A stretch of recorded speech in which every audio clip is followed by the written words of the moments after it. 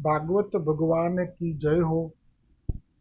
भागवत जी ना વેદવ્યાસ જી રચિત ગીતા પ્રેસ ગોરખપુરના પુસ્તકમાંથી અનુવાદનું વાંચન કરી રહ્યા છીએ। તે શરૂ કરતા પહેલા સદગુરુદેવ કી જય હો। હવે 7મો અધ્યાય શરૂ થાય છે। તેમાં સૌનકજીએ સૂતજીથી જે વ્યાસ મુનિ અને નારદજી વચ્ચેનો સંવાદ શ્રવણ કર્યો અને નારદ મુનિએ વ્યાસજીને કહ્યું કે તમે ભલે વેદના 4 વિભાગ કર્યા અને મહાભારત પુરાણની રચના કરી, પણ તમારા મનમાં જે ખેદ છે કે આ કલિયુગના જીવોનો ઉદ્ધાર થાય એવું હજી તમારાથી કાર્ય સિદ્ધ થઈ શક્યું નથી। તો નારદ મુનિ કહે છે કે મને ભગવાન શ્રી હરિએ પ્રેરણા કરીને જ અહીં મોકલ્યો છે અને જે હરિની પ્રેરણા છે એ જ કહું છું કે શ્રીમદ ભાગવત જે ભગવાન નારાયણે બ્રહ્માજીને કહ્યું હતું તે જ બ્રહ્માજીએ મને કહ્યું હતું અને તે ભાગવતનું તમે મનમાં એટલે કે ધ્યાનમાં દર્શન કરીને તે રચના કરશો અને તો જો તેનો પ્રચાર પ્રસાર થશે તો ગમે તેવા અધમ વિષયી લંપટ દૃષ્ટ મૂર્ખ મૂઢ જનો પણ નિષ્પાપ થશે। પછી સૌનકજીએ પૂછ્યું કે ત્યારબાદ વ્યાસજીએ શું કર્યું, એટલે કે નારદજીના ગયા પછી। તો કહે છે કે સૂતજીએ કહ્યું કે સરસ્વતીજી નદીના પશ્ચિમ કાંઠા પર સમ્યાપ્રાસ નામનો એક આશ્રમ છે। ત્યાં જ વ્યાસજીનો પોતાનો આશ્રમ છે। તેમની ચારે બાજુ બોરડીનું એટલે કે બોરનું સુંદર વન છે। તે આશ્રમમાં બેસી તેમણે આચમન કરી મનને સમાહિત કરી પ્રથમ પરમાત્માને જોયા અને તેમના આશ્રયે રહેલી માયાને પણ જોઈ। આ જ માયાથી મોહિત થઈને જીવ સ્વયં ત્રિગુણાતીત હોવા છતાં પોતાને ત્રિગુણાત્મક માની લે છે। તેથી તે જન્મ મરણ રૂપી બંધનમાં પડી જાય છે। આમાંથી છૂટવાનું એક જ સાધન છે, કેવલ ભક્તિ, કેવલ ભક્તિ યોગ। પરંતુ સંસારના લોકો આ વાત જાણતા નથી, એટલે કે સંસારના લોકો ભક્તિનો મહિમા જાણતા નથી। તેથી જ વ્યાસજીએ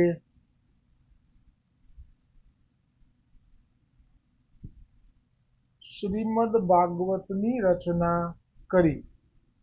આના શ્રવણ માત્રથી ભગવાન શ્રી કૃષ્ણ પ્રત્યે પ્રેમમય ભક્તિ થઈ જાય છે, જેનાથી જીવનો શોક, મોહ અને ભય એ નષ્ટ થઈ જાય છે।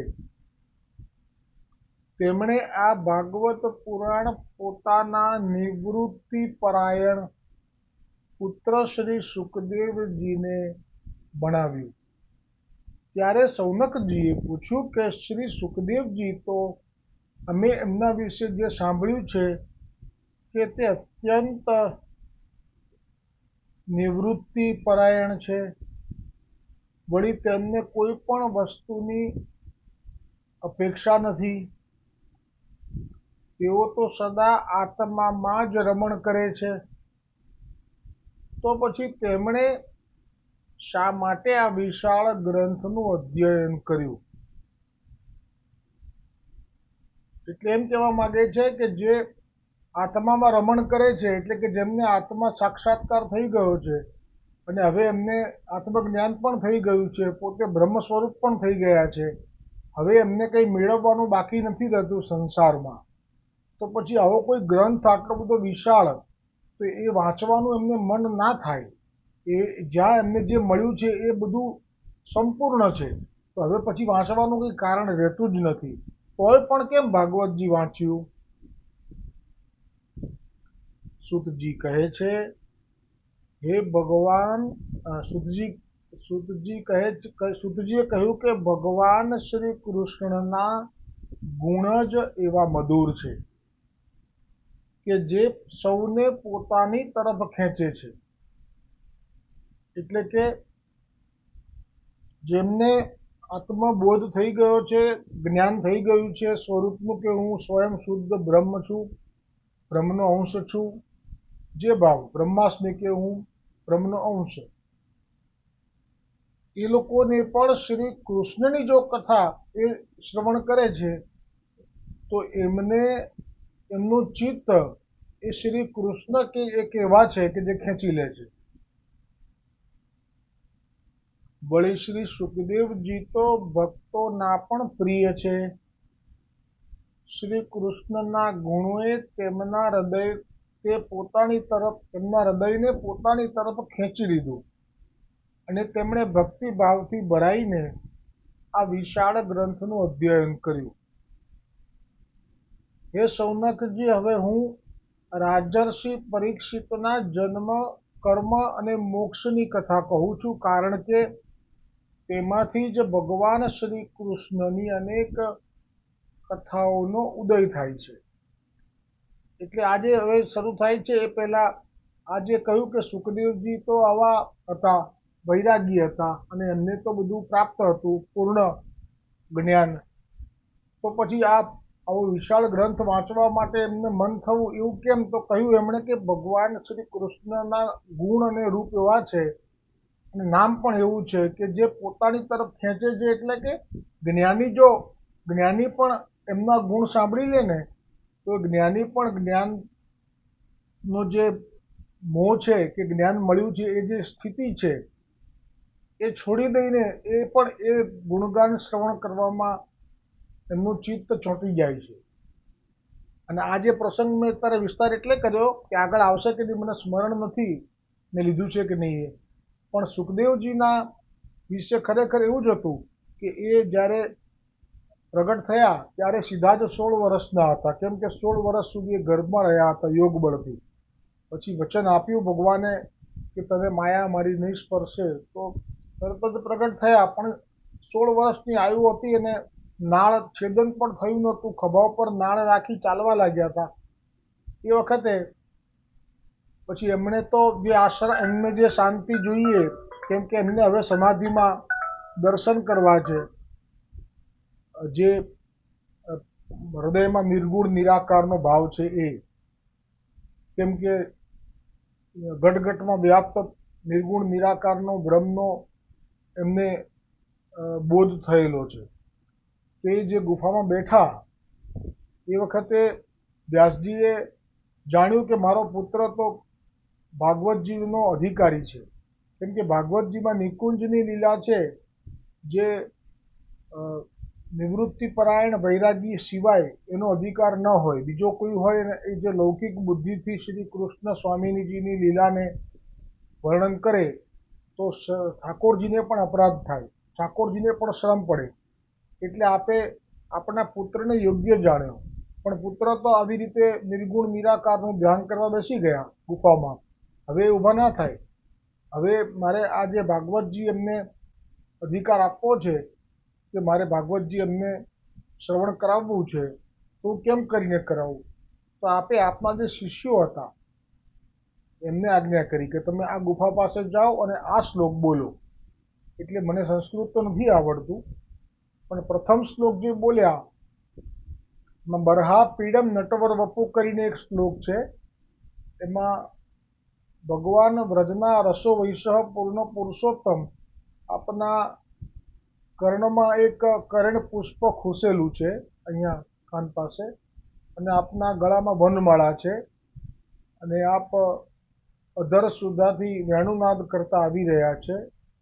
તો એ જે શ્લોકના શબ્દો એ જાણી જોઈને વ્યાસજીના કહેવાથી તે ગુફા પાસે જઈને જ આ લોકોએ ઉચ્ચાર્યા. તો પરબ્રહ્મ નિરાકારનું ધ્યાન કરી રહેલા સુખદેવજીને આ શ્રી કૃષ્ણના ભાગવતજીના બનેલી લીલા, જેમનું વ્યાસજીએ ધ્યાનમાં દર્શન કરી અને પછી આ ભાગવત પ્રગટ કર્યું છે, તો એ લીલાનું દર્શન થવા લાગ્યું. કેમ કે આપનું હૃદય તો શુદ્ધ છે, એટલે આપે એ દર્શન જે કર્યા એમાં એમનું ચિત્ત ચોરાઈ ગયું. એટલે નિર્ગુણ નિરાકારમાં જે સમાધિમાં ઉતરવા જતા હતા તે ઉતરી ન શક્યા અને આ સ્વરૂપમાં બ્રજના રસો વૈશ્ય, જેમના કંઠમાં વનમાળા છે, કાનમાં કરેણનું પુષ્પ છે, મોર પીછનું મુગટ છે અને વેણુનાદ, એટલે એમનું ચિત્ત ચોરાઈ ગયું. પછી બીજો શ્લોક જે કહી રાખેલો તે એ ગાયો કે જે પૂતના મારવા આવી હતી, વિષ લગાડેલું સ્તનથી પયપાન કરાવ્યા. તો ભગવાન શ્રી કૃષ્ણએ, બાલકૃષ્ણએ તે મારવા આવેલી પૂતનાને પણ માતાની ગતિ આપી દીધી. અને આ જે ગુણ સાંભળ્યા, પહેલામાં રૂપના દર્શનનો શ્લોક હતો, બીજામાં ગુણ હતા કે પ્રભુને જે કોઈ ભજે એની કઈ ગતિ થાય. તો પૂતના જેવીની આવી ગતિ આ શ્રવણ કરીને આપણે સમાધિ છોડી દીધી. બોલો ભાગવત ભગવાન જય હો. અને આપ સામે ચાલીને આવ્યા શિષ્યો પાસે કે તમે આ ક્યાંથી શ્રવણ કર્યું છે, આ શું છે? ત્યારે કહ્યું કે આ ભાગવતજી છે, વ્યાસજી એમને પાઠ કરાવે છે, એ શ્લોક છે. તમારે હજી વધારે શ્રવણ કરવું હોય તો વ્યાસજી તમારા પિતા પાસે જ તમારે જવું પડશે. આ રીતે આપ ભાગવતનું અધ્યયન કર્યું હતું. હવે કહે છે કે સુતજી કહે છે કે હવે હું રાજર્ષિ પરીક્ષિતના જન્મ, કર્મ અને મોક્ષની કથા કહું છું, કારણ કે તેમાંથી જ ભગવાન શ્રી કૃષ્ણની અનેક કથાઓનો ઉદય થાય છે. શ્રી ભાગવતજીના અનુવાદમાં હવે સૌનકાદિઓએ પરીક્ષિત રાજાના જન્મ કર્મની કથા માટે વિનંતી કરી. તેથી તે પ્રસંગનો વિસ્તાર કરતા સૂતજી કહી રહ્યા છે કે જ્યારે અશ્વત્થામાએ દુર્યોધન પાસે આજ્ઞા મેળવી 5 પાંડવોનું મસ્તક કાપી લાવવાની પ્રતિજ્ઞા કરી.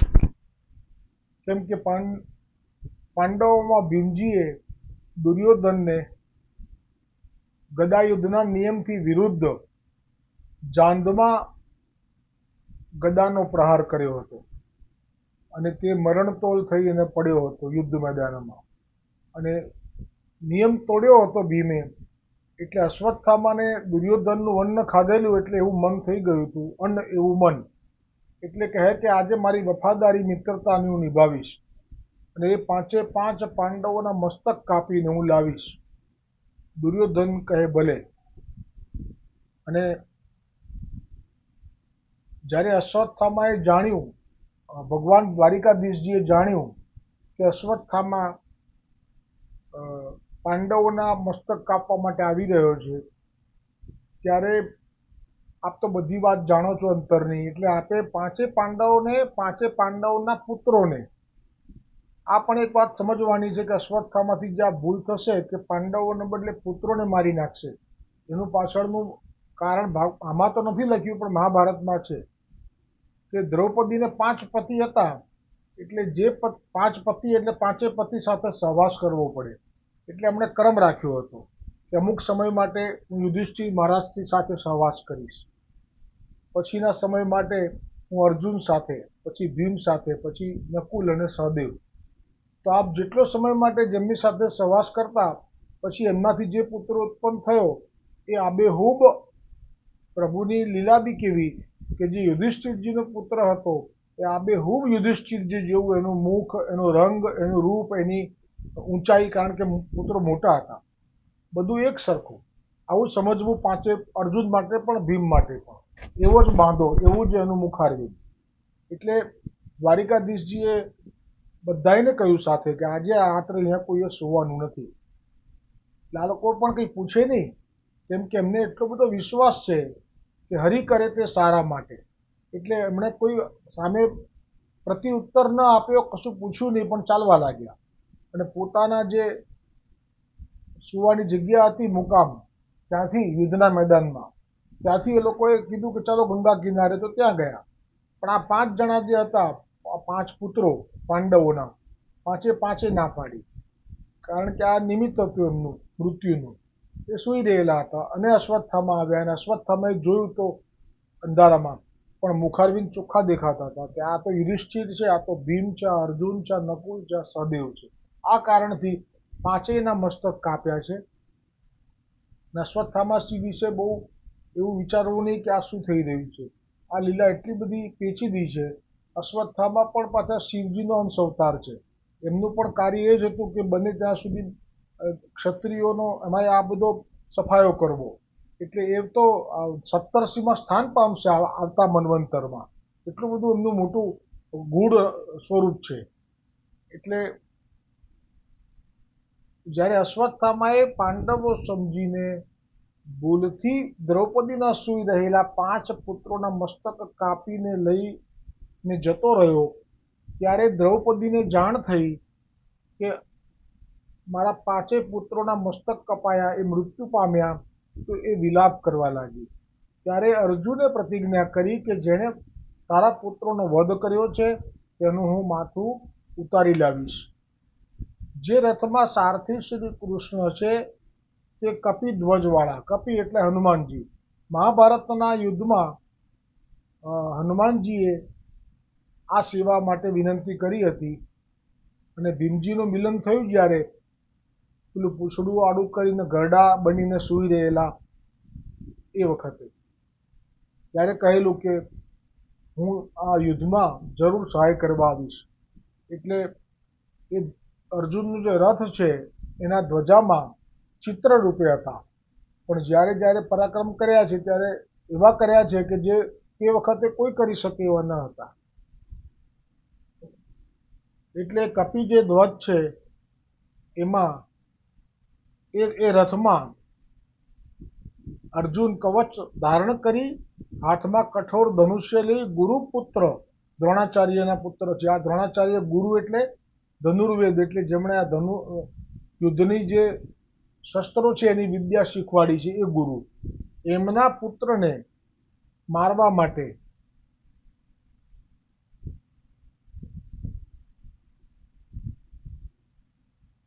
પીછો કર્યો. હવે અશ્વત્થામાએ જોયું કે અર્જુનનો રથ સાવ નજીક આવી ગયો છે. ત્યારે પોતાને બચાવવા માટે બ્રહ્માસ્ત્રનું સંધાન કર્યું, પણ તે બ્રહ્માસ્ત્ર પાછું વાળતા તેમને નહોતું આવડતું. તેથી બ્રહ્માસ્ત્રથી ઘણું પ્રચંડ તેજ ફેલાઈ ગયું. અર્જુને જોયું કે હવે તો મારી ઉપર પ્રાણ સંકટ આવી ગયું. ત્યારે તેણે શ્રી કૃષ્ણને પ્રાર્થના કરી.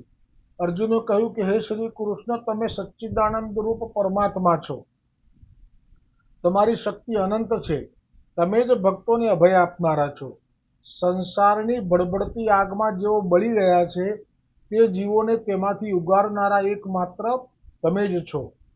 તમારો આ અવતાર પૃથ્વીનો ભાર હરી લેવા માટે છે, અને તમારા અનન્ય પ્રેમી ભક્તોને નિરંતર સ્મરણ અને ધ્યાન કરવા માટે છે. હે દેવાધિદેવ શ્રી કૃષ્ણ, આ ભયંકર તેજ બધી બાજુથી મારી તરફ આવી રહ્યું છે તે હું જાણી શકતો નથી કે આ શેનું તેજ છે. એટલે જ્યારે જ્યારે પણ સંસારમાં આપણને એમ થાય કે કંઈ સમજાતું નથી, આટલું બધું દુઃખ કેમ આવ્યું, તો એ આવ્યું છે તો જો અર્જુનને પણ આવ્યું છે તો બધાને આવી શકે છે. તો તે વખતે શું કરવું, એવી સુંદર પ્રાર્થના આમાં કરવામાં આવી. અને એ પ્રાર્થના આપણે પણ કરવાની કે તારી રે આશાએ અમે રહીએ રે આ જગતમાં, કહેવાનું બધું એ તમને કહીએ રે આ જગતમાં, દિલડાની વાતો તો ક્યાં જઈને કહીએ, ક્યાં જઈને હૈયા ઠાલવીએ રે આ જગતમાં, ડાયા જનની દુનિયામાં હું તો દીવાનો, ગાયું અમારું ક્યાં ગઈએ રે આ જગતમાં. કોઈ ના ખબર પડે, અર્જુનને પણ ખબર ના પડી કે આટલું બધું તેજ આ શસ્ત્ર કયું વાપર્યું. અને હવે ભગવાન શ્રી કૃષ્ણ કહેશે કે આ શું છે. એ પ્રસંગ આવતીકાલે. બોલો શ્રી ભાગવત ભગવાન કી જય હો. વલ્લભાધીશ કી જય હો. સદગુરુદેવ કી જય હો. બ્રહ્મ સંબંધ દાતા ગુરુ વ્રजेश कुमार जी महाराज श्री कड़ीगर की जय हो.